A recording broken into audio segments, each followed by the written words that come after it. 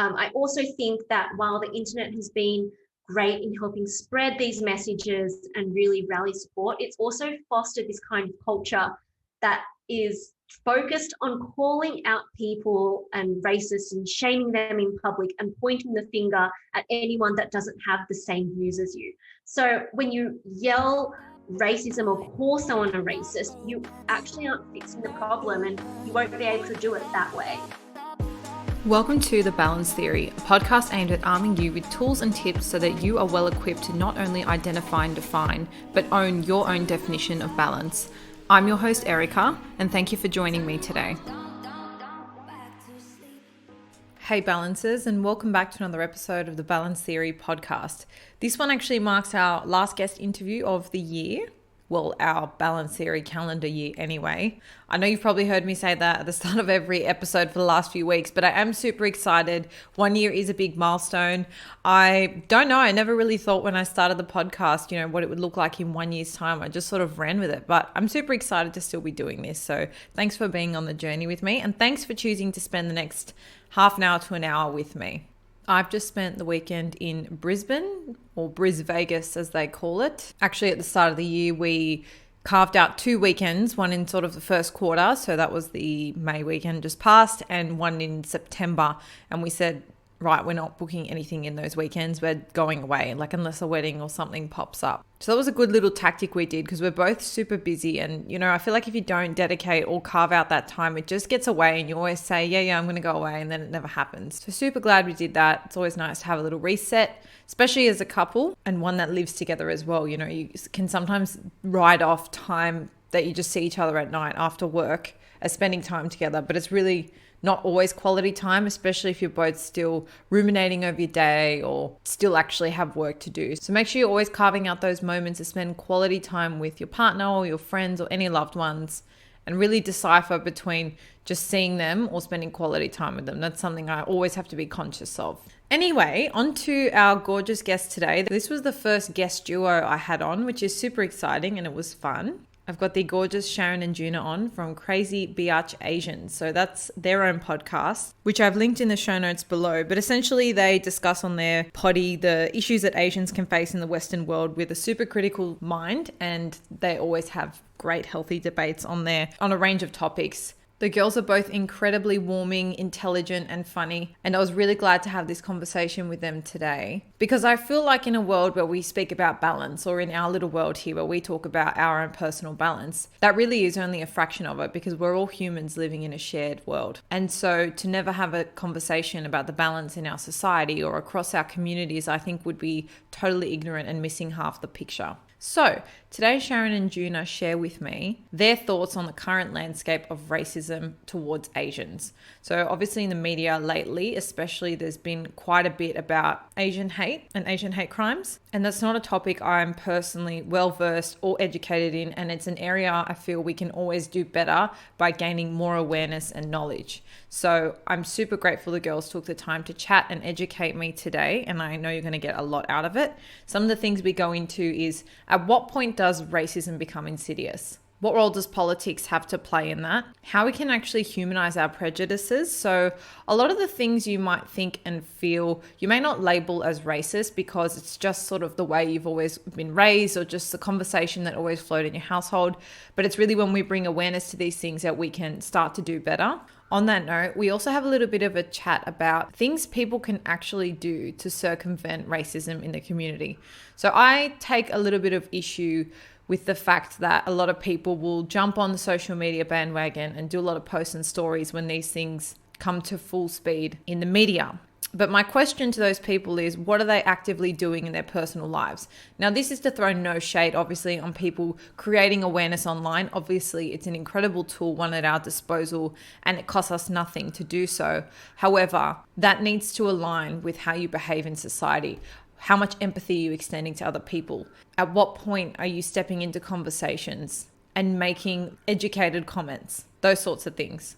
And the girls also share some pretty heart-wrenching personal experiences that they've recently and in their upbringing had with racism. So I do want to thank them for being so candid and open. Of course, this is exactly how they present on their podcast. So if you do love everything you hear today, definitely jump over and give that one a listen. Something a little bit different to close off the year, but I hope you guys love it. Feel free to take a screenshot, tag myself and the girls.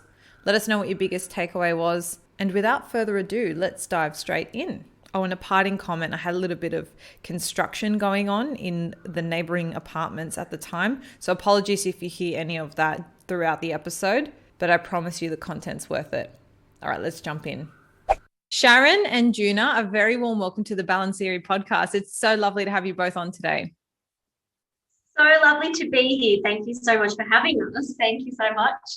Now, you're my first duo guest, so we'll have to see how it goes with the three of us in the one combo, but I'm super excited to have you girls on because I think what we're going to speak about today is not only super important, but it's not actually a topic I've dived into much on the podcast. So for everyone listening, Sharon and Juna actually run their own podcast. They kicked it off start of last year called Crazy Biatch Asians. And I would love for you girls to tell me a little bit about what you were doing before you started the podcast and what sort of steered you, to kickstart the podcast and the topics you girls dive into. So before the podcast, we both worked in digital media. So Juna from a journalism editorial point of view and myself in digital marketing. Yeah, and then we wanted to kick this off because we just wanted to shed light on Asian issues and increase Asian voices in Australian media. We saw there was a gap and we wanted to fill that. So essentially, we wanted to create a space that Asians can go to feel seen and understood. And then for those who are non-Asian, our podcast can be a place to learn about the issues facing Asians. So we refer to our podcast as a culture podcast for Asians living in the West.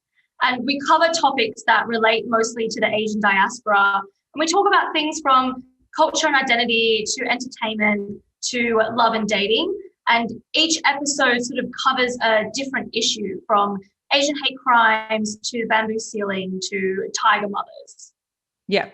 No, I absolutely love it. And the reason I was drawn not only to the podcast, but you girls is because as a non-Asian, living in a country where racism is abundant, shall we say, I think it's super important to understand how we interact with these topics and how we can support our local community members as well. So I'm super excited to have you both on today.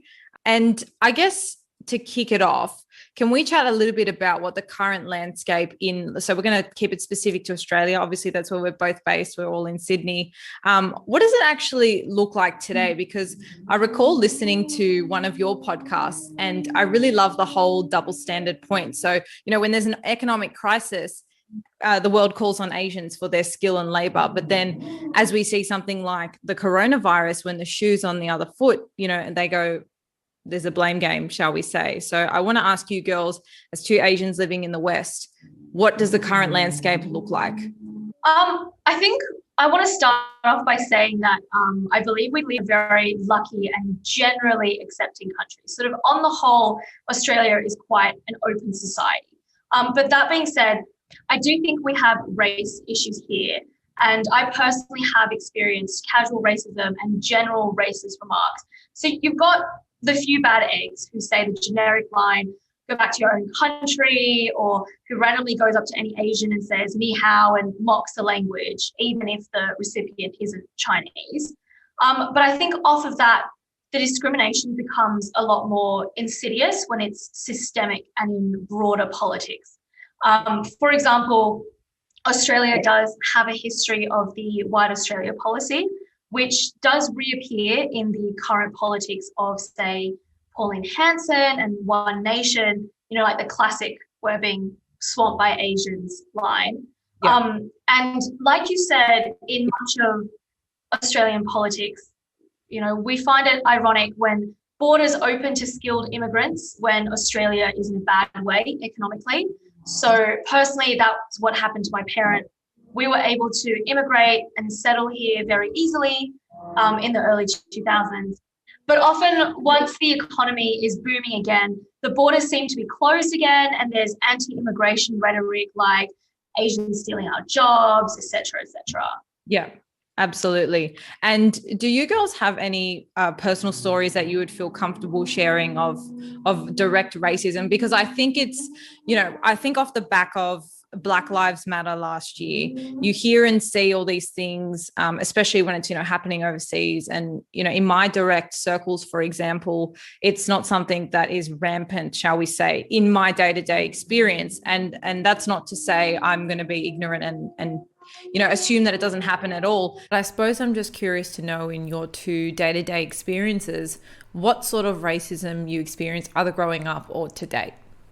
So personally speaking, growing up, I, did receive the occasional racist comments from people like, go back to your country. And kids in the playground will make nasty comments and pull those slanted Asian eyes at you. Because of this, I did grow up quite unhappy with my identity, which is why I always wanted to change myself. But thank God, as I've matured, that mindset has changed. But I remember specifically when the COVID outbreak occurred, I did have a few instances in supermarkets where people would walk into an aisle and see me and then turn back the other way around because they thought I carried the virus. And my dad also received some pretty nasty comments from people when he was out grocery shopping. And he came here with $50 in his pocket when he was 15 years old all by himself, and he's managed to build a business and raise a family. So it's just a bit strange seeing those things pop out when issues like the coronavirus targeted towards Asians appear. Yeah, absolutely. I know, Sharon, you've also had a recent personal experience as well. So did you want to tell us a little bit about that? Yeah, so going off of the whole coronavirus, the racism stemming from that, there was something quite big that happened to my family and myself. So recently, my family, my mum specifically, received a 2-page long racist letter in which this anonymous sender just literally went to town on Asians. For context, this was sent during the peak of the Asian hate crimes in the US, which is still actually going on, and the anti-China sentiment sparked by COVID-19 did reach our shores as well. So I'll just read some of the letter out now. I'm obviously not going to read the whole thing, but just a little snippet. So here we go. And this is all in caps. You are the dirtiest kind of people in the world. You brought over your Chinese diseases with you, but you want to ignore the fact that it is all your fault. Take a hint, you are not fucking welcomed in this country. I do not give a fuck if you are born here or not. You are the Chinese infested disease and pests of society. So the letter is about 1,000 words to that effect. It's just all of that in caps, basically. Horrific. And to think, people have the audacity to not only, this was published and sent to so many people in Parliament, right? Because that's where your mum obviously works in office somewhere like that.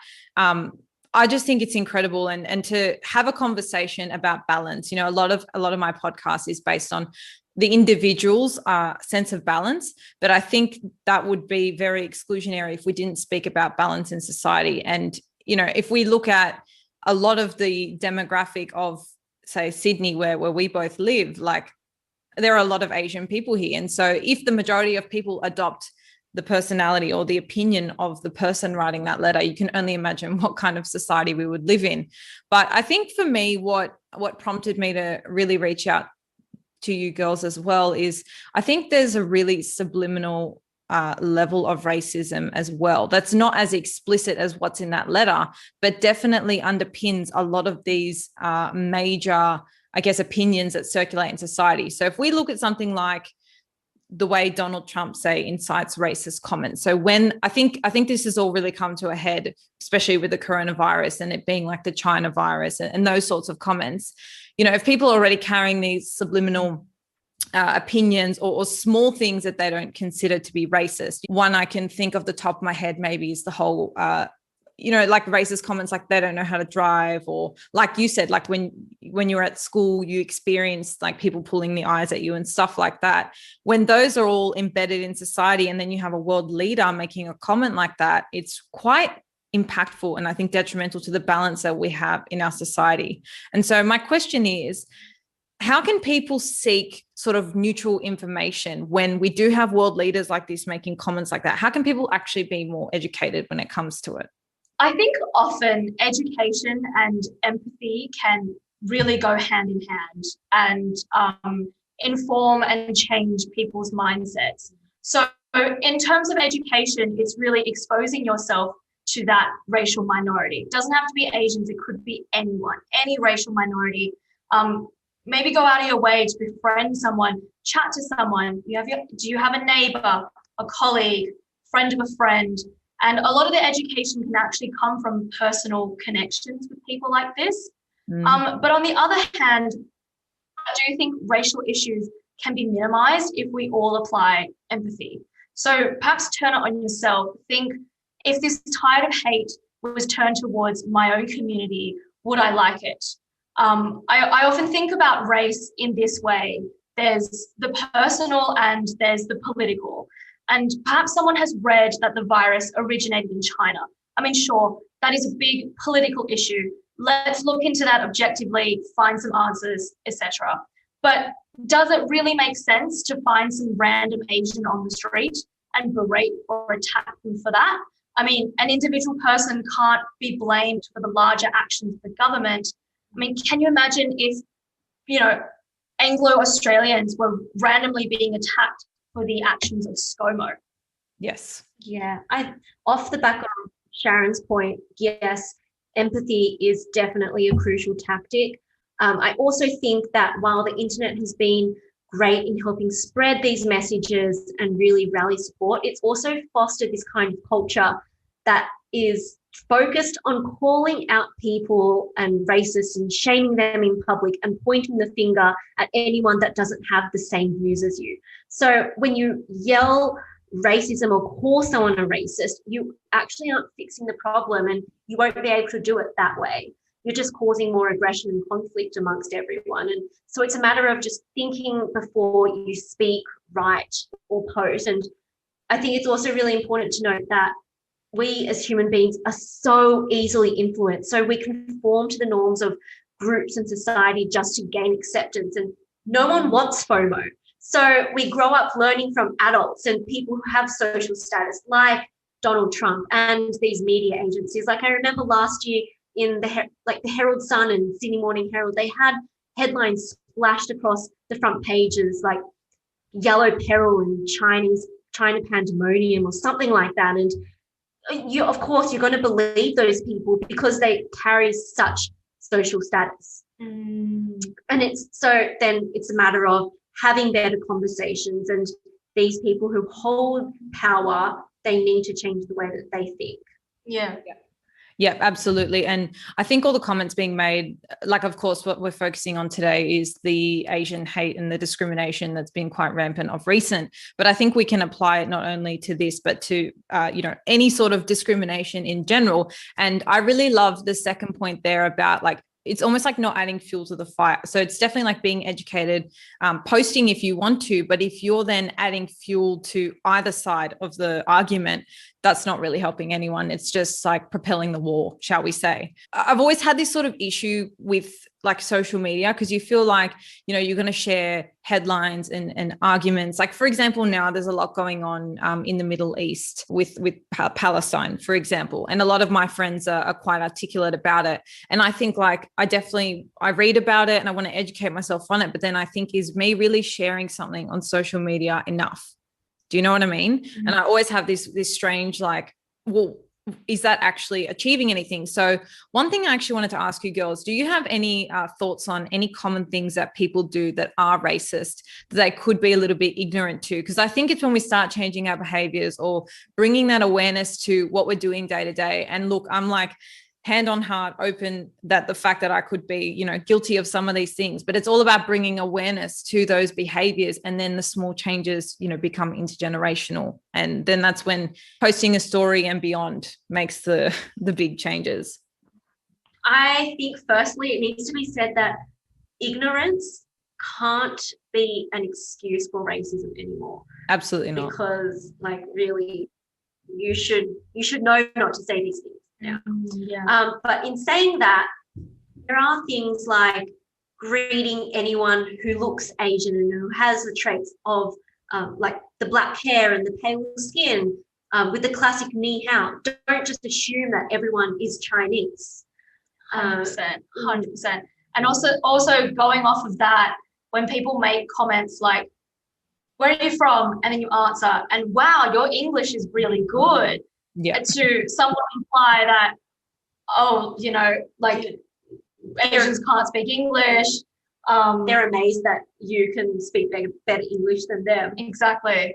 And I think there are also little things in childhood that lots of us kind of thought were normal, but then now as adults, you look back and you're like, wow, that was actually quite problematic. So I suppose a good example would be when Asians sort of bring our cultural food to school, and like we bring dumplings, we bring noodles or whatever, and you get made fun of in the schoolyard, like, oh, that stinks, that's disgusting. But then now sort of it's so trendy to go to like dumpling restaurants and K-barbecue. Yeah, and everyone's like, oh, dumplings. And it's like, well, we kind of got bullied for it back in the day, but now it's a trend. So how do you negotiate that? I mean, that's not, you know, outwardly super racist, but it's just little things like that where, you know, as kids, you're like, oh, I was made fun of it. But now it's trend. Yeah, I think bringing awareness, once you understand an issue or understand that it is an issue, you know, and it's something that you in your day-to-day actions can make a small impact upon, that's when we see things happening. But I'm curious, if we're, say, looking at the balance in our society, and I'm not going to ask you girls to comment on every single race there is, but how would you describe the current landscape within the Asian community and the rest of, you know, the Australian population? Interesting question, definitely. My take on this would be, I think at times we like to think of the Asian community as something that's super unified, but really there is tension and there is friction between the Asian community altogether. There's different Asian nations. There's, you know, East Asian, Southeast Asian. And when there's a lot of also what's happened historically that has caused this tension. So yeah, absolutely. Yeah. So when we talk about sort of tackling racism against Asians, I think the Asian community even needs to band together even better, because at times it can be quite fractured. And so then it's sort of, how do we balance society, but also the Asian community also kind of needs to look inwardly, sort of how do we balance ourselves first in a way. So it goes two ways. Yeah, it's not only putting it on Western society to fix themselves, it's also the Asian community as a whole that also needs to be proactive themselves. Yeah. No, that's a really interesting point, actually. And look, it's probably a big ask, the question, you know, how can you achieve balance in a society? Because you'll always have friction, whether it's to do with race, whether it's to do with wealth, or, you know, there's gender, there's so many different other societal issues. And so I appreciate the difficulty of that question. But I absolutely love that you've said that, you know, because I think we all have a responsibility, Asian or not Asian, you know, racist, non-racist, whatever you are, like, to be empathetic and respectful of other people. That's really what this all comes down to, because at the end of the day, like, I'm never going to know, you know, how you girls experience school, how you experience being in a supermarket aisle, how your mum felt when she got that letter. I'm never going to understand what that's going to feel like. And so I can only empathize from a point of knowledge, or I guess a point of awareness, and that just really comes down to respecting one another.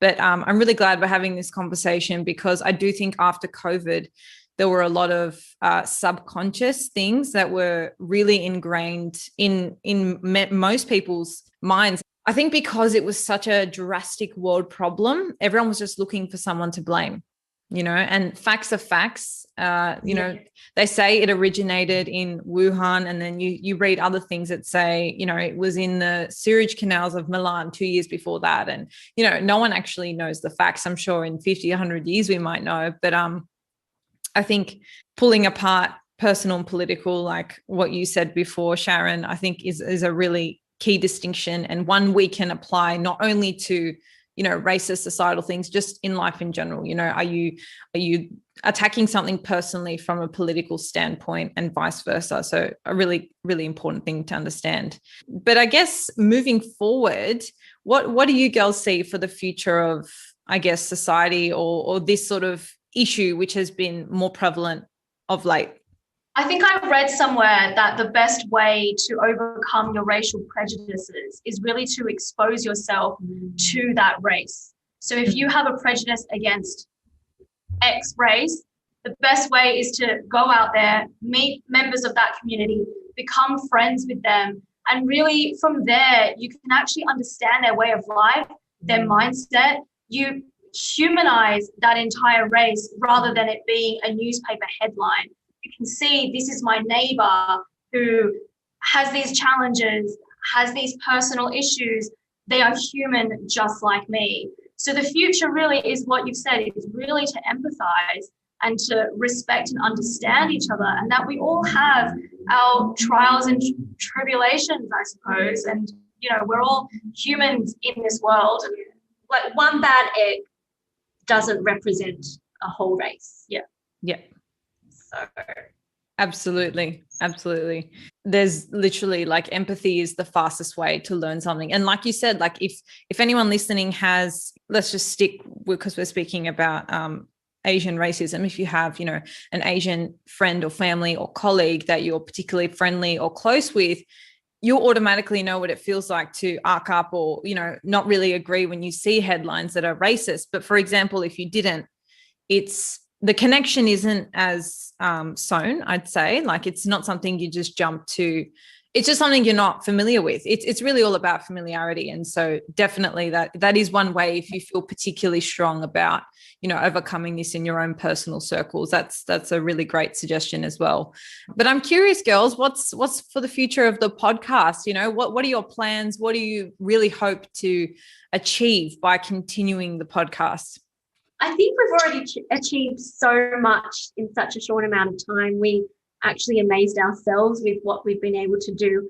But what's been keeping us going is actually receiving these messages and emails and DMs from strangers all around the world. It could be Australia, America, in Europe. And it's really humbling to know that people are tuning in and they're really resonating with the content that we're putting out and appreciating that we're speaking about these issues that would never have been spoken about by anyone else, but they can relate to because they've grown up experiencing the same things as us. Yeah. And there's a very particular line in some of these messages that really gives us the warm and fuzzies, and that's, you've made me proud to be Asian, and you've made me proud to celebrate my culture, like sing it from the top of the rooftops, that sort of thing. So it's been nice to hear that. That's what's keeping us going. Yeah. Really. Yeah. That's beautiful. And I can totally resonate. Like every time you get an amazing review or a personal DM, or even if someone just shares it or just, sends you a message on their thoughts, it's so empowering. And so for everyone listening, like really doing a podcast, especially like all three of us have full-time jobs. This is something we do on the side.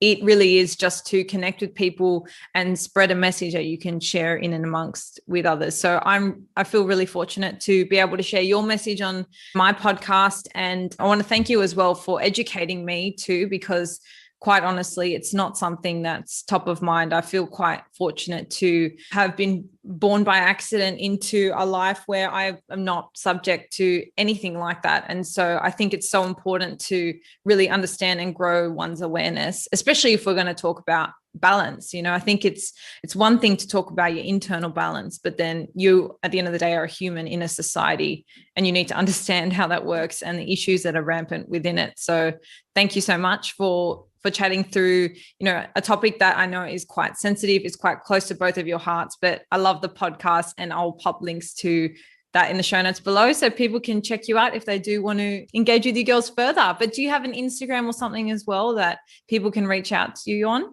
Yes, we do. It's just at Crazy Biatch Asians, and we share a lot of memes there. Heaps of memes. I love the memes. Come there for memes. Beautiful. Well, thank you so much, girls. Thank you so much for having us. And that's a wrap for this week, Balancers. Thank you so much for tuning in. I hope you found this episode useful to some degree in either steering or determining your definition of balance today. As always, the biggest compliment for us is if you share this episode with someone who you feel might need it, or if you're on Spotify, you can click follow, or on Apple Podcasts, you can leave a rating or review. If you have any suggestions for up and coming podcasts, feel free to shoot us a DM or an email. Our Instagram is @TheBalanceTheory and our email is thebalancetheorypodcast@gmail.com. Otherwise, you've always got the option of subscribing to our mailing list. We only send you email reminders when the episodes drop, so you get them fresh out of the oven. No annoying spam, we promise.